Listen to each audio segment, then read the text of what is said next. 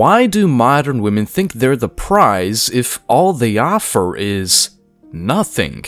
Serious question, but if you happen to find an answer, drop it in the comments. You see, relationships should be based on a fair exchange of value, with women claiming that they want a partner with tons of attributes because they deserve such a man.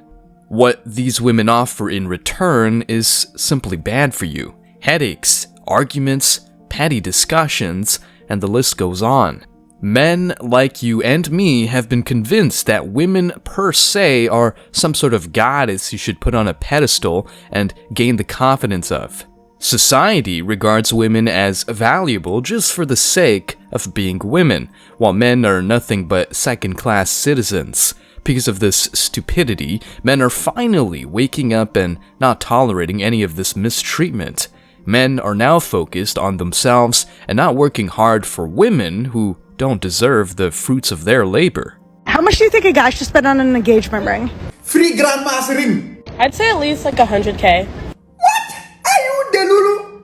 How much do you think a guy should spend on an engagement ring? I think 10 times their salary. Lady, you want me to work for 10 months and give the money to a jeweler for a tiny piece of metal that I cannot eat or sleep in or sell for a higher price? Is my brain made out of metal? Yeah, has to be in like the 6 digits for sure. Jesus Christ, on a motorbike, lady, 18% of Americans make more than 100,000 before tax. And even if the men in that 18% buy a ring with it, most of them will owe the IRS and they will not be able to afford food. So they will be hungry on their way to IRS prison. How much do you think he should spend on an engagement ring?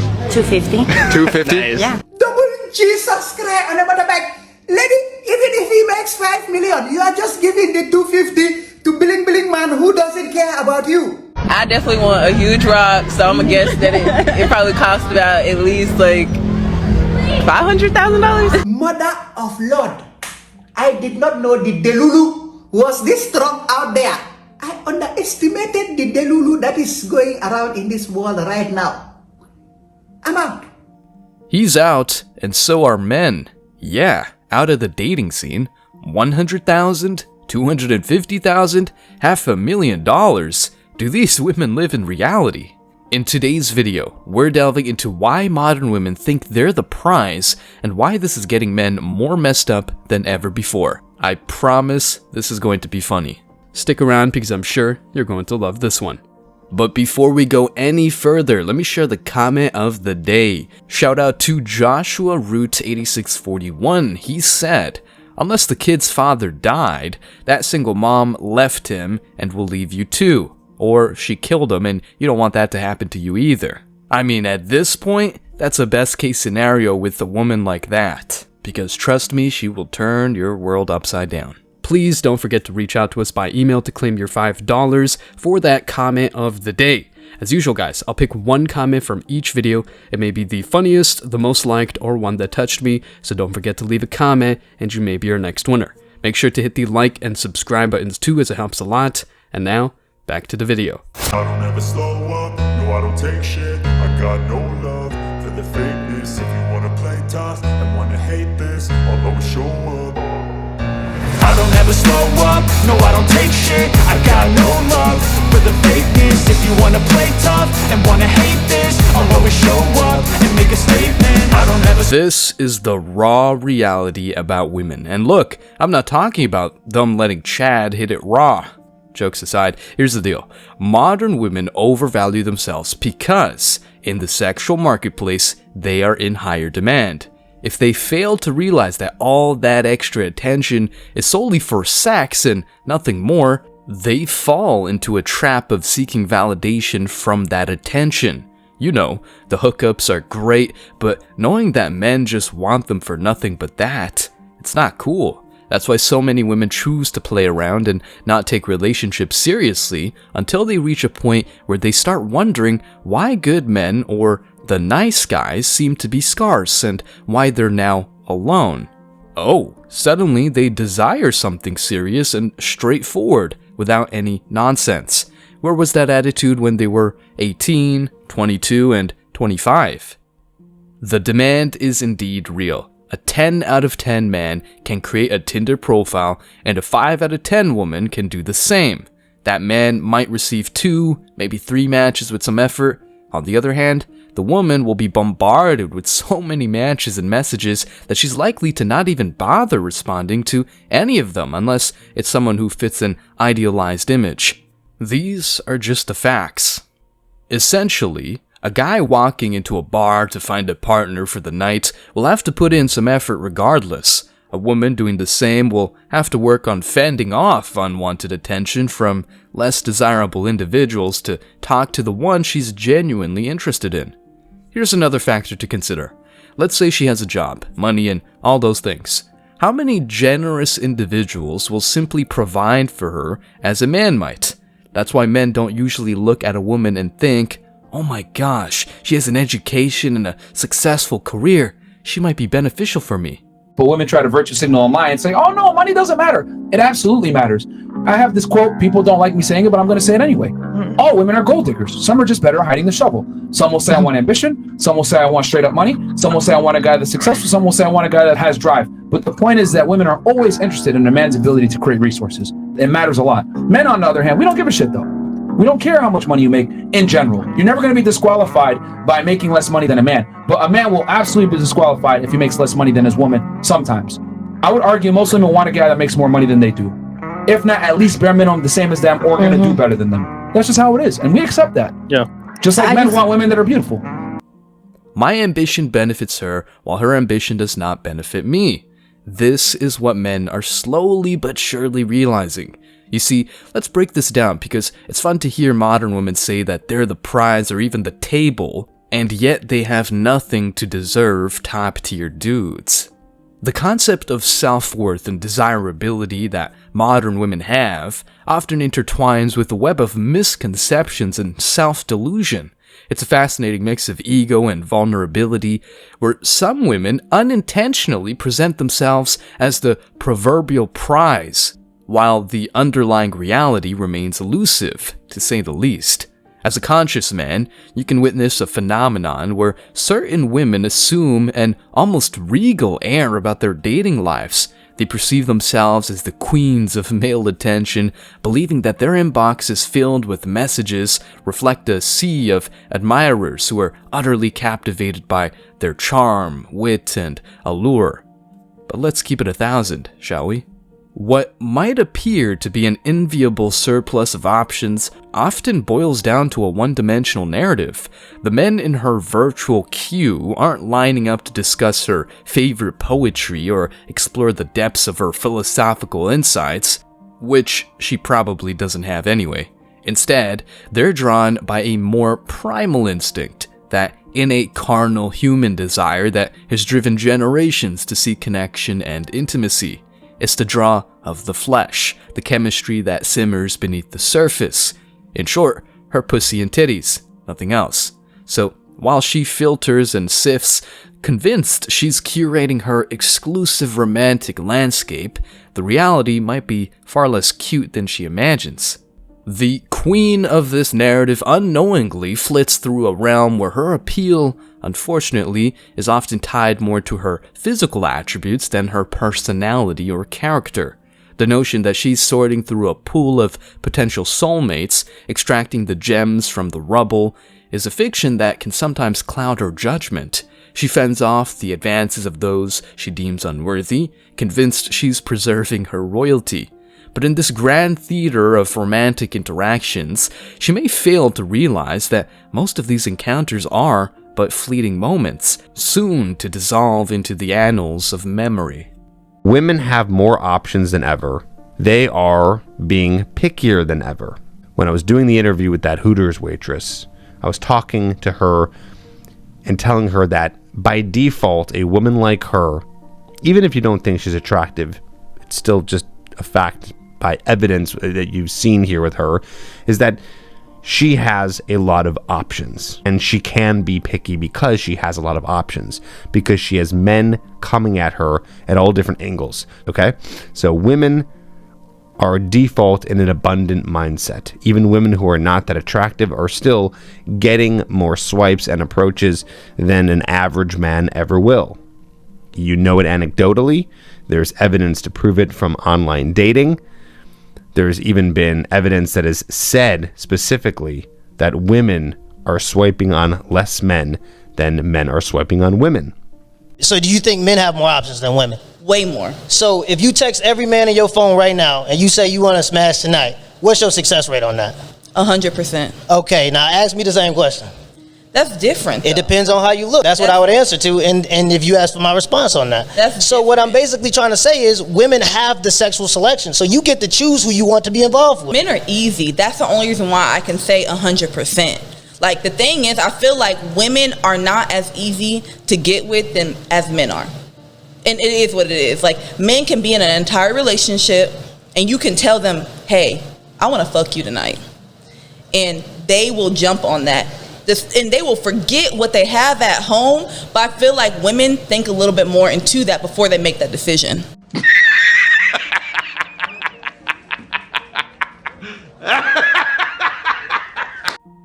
Will she get a dude who will want to smash her? 100%. But if she texted the same men on her phone, will you marry me? That would be a whole nother story. Now, back to the average modern woman. As she breezes through relationships with the grace of a ballerina, the notion that she's the coveted prize is perpetuated. Ending one relationship and smoothly transitioning to another might create the illusion of a sought-after gem. In reality, in this age of fast-paced connections, the depth of these bonds often remains unexplored, and the emotions tied to them are at times more superficial than she'd care to admit. You know, she can enjoy her alone time. Better with a Chad than single is their state of mind. Let that sink in. I'm sure you've seen someone like this on social media.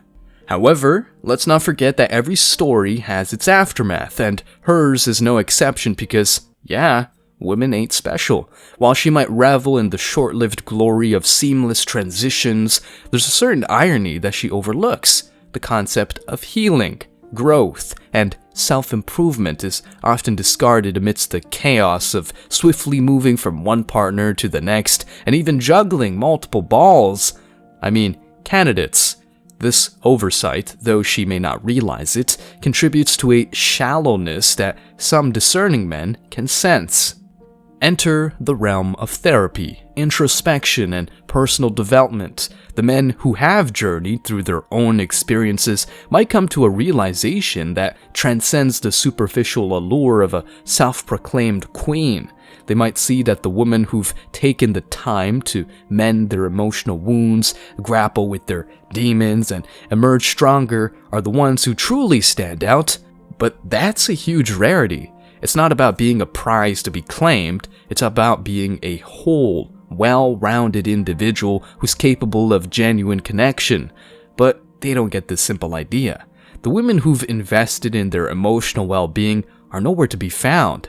Those who have faced their insecurities and emerged with a sense of self are, you guessed it, nowhere to be found. These women still feel like royalty. They're individuals who haven't done the hard work of understanding themselves, working on their flaws, and emerging as more empathetic and evolved beings. So, let the queen revel in her illusion, cause perhaps it's a necessary coping mechanism in a world where connections can be fleeting. Why do women often choose to make lists of what they want in a relationship rather than what they bring to the table? Do they though?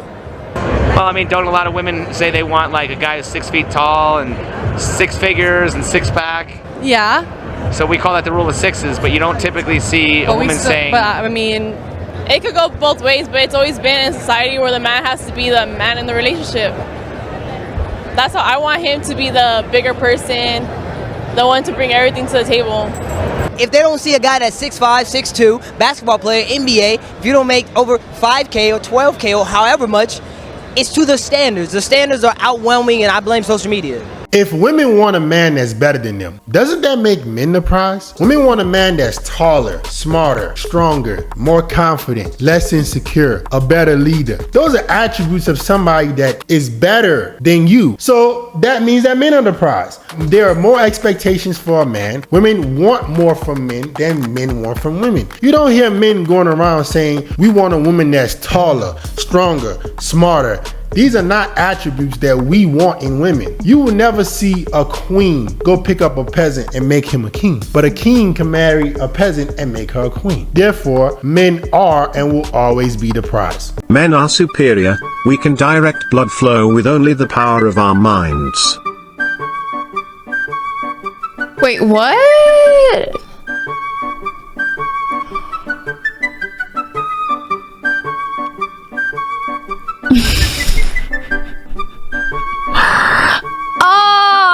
Oh, I get it. If that isn't proof of the superiority of men, tell me what is. More on that in a second. At the end of the day, these are the paradoxical desires of modern women, a true marvel of contradictions. On one hand, they seek the pinnacle of human perfection, a man who is not merely mortal but rather a towering, Herculean figure with ambition that rivals that of Alexander the Great, a man who's confident enough to outshine the sun and possesses the entire package neatly wrapped in a bow. You know, the 4 sixes including the size of, well, their D. Yet, in their infinite wisdom, they also manage to hold on to a belief that they are superior beings in the cosmic dance of gender dynamics. Their checklist reads like a mythical quest from an epic saga. He must be taller because, in reality, height is the ultimate sign of masculinity. The idea that a few extra inches of stature equate to the Herculean prowess required to traverse life's challenges is truly awe-inspiring. And let's not forget the importance of strength, for a man's worth is directly proportional to the number of weights he can lift or push.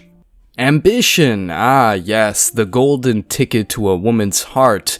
Apparently, a man's worth is determined by the number of zeros on his paycheck and the grandiosity of his aspirations. A mere mortal with dreams that don't include conquering nations or transforming industries can only hope to earn a sympathetic pat on the back. It's as if the bar has been set so high that even the gods would have trouble reaching it. And confidence, that elusive quality that's supposed to ooze from every pore of their chosen partner. Confidence is not just an attribute, it's a superpower that should eclipse self-doubt and insecurity. A man who isn't a walking mountain of self-assuredness is simply not worth their time, because naturally, these women have no insecurities of their own, and they absolutely require a partner who can offset any fleeting moments of vulnerability with his unshakable self-esteem. I mean, according to your own narrative, men have been running the show. The feminists are asking for their so-called rights from who exactly? Look, if you didn't have what you call patriarchy, then what you would have is a hell on earth for women, because clearly women do not have the power to coerce men, to force men, to make men deal with them this way or that way. If you're out somewhere and a man starts to chat you up and you don't want to be chatted up, what do? You tell him, I have a boyfriend, I'm married, and he goes away. You have to conjure up an imaginary man to get him to back off, because 9 times out of 10, only a man can keep another man in check, because men are inherently more dangerous than women. Instead of patriarchy, replace that word with bodyguard. What makes more sense? For you to be my bodyguard or for me to be your bodyguard? Who do you think is more capable of protecting who? From who? If men didn't protect women, who would? Why, men would do whatever they wanted. And isn't your bodyguard responsible for you? Shouldn't you listen to him if he says, for example, don't go here, don't go there, or let's take this route instead of that route because it's safer? Isn't that authority? But he's doing it for you. Would you feel resentment about that authority? That's irrational. Men are the ones running the show, but women only see the champagne and expensive condos. They don't see how hard men gotta work to earn the respect of women and even society as a whole.